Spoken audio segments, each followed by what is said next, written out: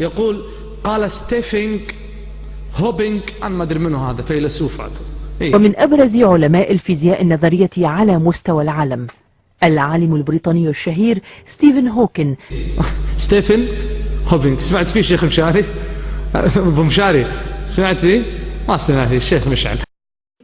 أما أيها التائه ستيفن هوكينج هذا لم يخلقه الله، مش موجود رجل اسمه ستيفن هوكينج. أنت لا تعرف كيف تنطق كلمة بالإنجليزي وترد عليه شيء يعني ويسخر. حقيقة الأحمق حين يتكلم يفضح نفسه، كل أحمق. شيء غريب يا إخواني، حين يتكلم يفضح نفسه. ومنها هذه أن علي ولد في الكعبة. أولا يعني الآن لنعلم علي متى ولد رضي الله عنه. علي رضي الله عنه ولد قبل مبعث النبي ب8 سنوات على المشهور، يعني قبل أن يبعث النبي ب8 سنوات.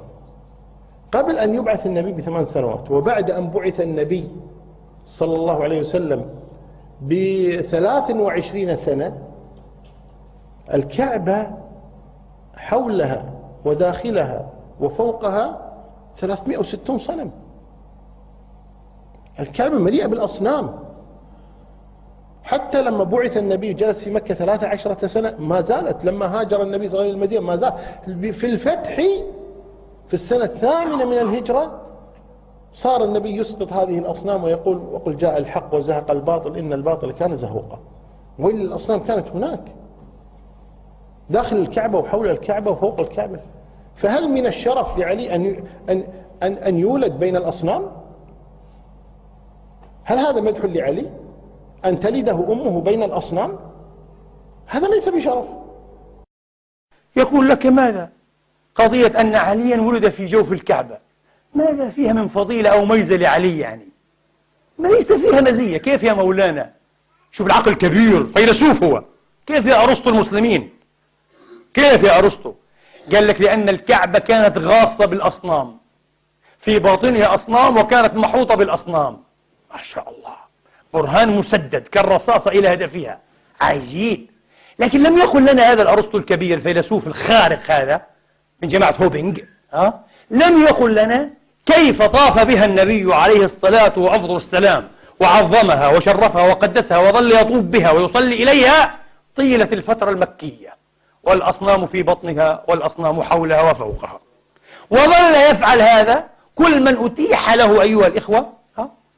في نهز للأسف قليلة جدا جدا تعرفونها في السيرة في الفترة المدنية، حتى في عمرة القضاء طافوا بها وهي غاصة بالأصنام. لم يخلها الرسول من أصنامها إلا يوم فتح مكة. فهل نقصت قدسية الكعبة أو شرف الكعبة أو كرامة الكعبة يا أرسطو؟ يا أرسطو السلفيين يعني لأن ما هذا يا أخي؟ أي عقلية هذه؟ لذلك أقول لكم يا إخواني، أعيدها للمرة 100 كما قال كانت: تجرؤوا على استخدام عقولكم، أقسم بالله كونوا مستقلين. لكن الكهنة، لا أقول علماء الدين، هؤلاء كهنة. الكهنة في كل الأديان، في كل المؤسسات الدينية ومعظم المؤسسات الدينية مؤسسات كهانة أيها الإخوة. أكثر ما يهددهم ويحرجهم أن يستقل الناس في فهمهم للدين وجوهر الدين. لا يحبون هذا. لكن الحمد لله هذا قرآن عربي غير ذي عوج، كل واحد يستطيع أن يفتح المصحف وأن يقرأ وأن يتساءل وأن يفهم بإذن الله تعالى على قدر ما فتح الله، وأن يجتهد وأن يصيب وأن يخطئ طبيعي. لكن هم لا يحبون هذا، يغضبون جدا إذا تكلم إنسان وليس ينتمي إلى السلك الكهنوت. يعني ممنوع، حكر علينا، من أنت؟ يرون كل أحد غيرهم نكرة لا قيمة له لا وزن له. الخبيث هذا الخبيث الدعي، من هذا الرجل النكرة؟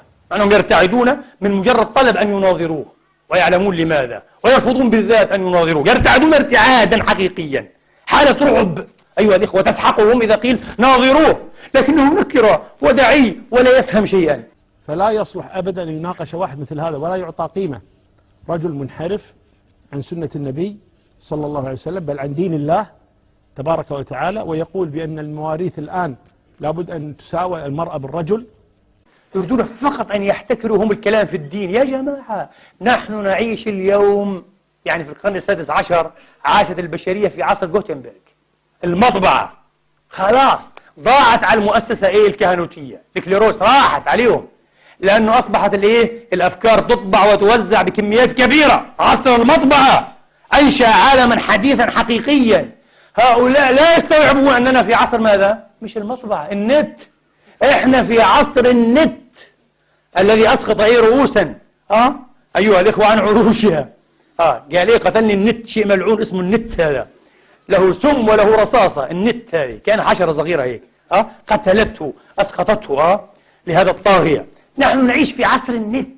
يستطيع أي شاب أي شابة مراهق أو مراهقة أن يدخل في لحظة وأن يطالع في الموضوع الواحد عشرات ألوف ربما الصحائف أو الصفحات أيها الإخوة، وأن يقارن.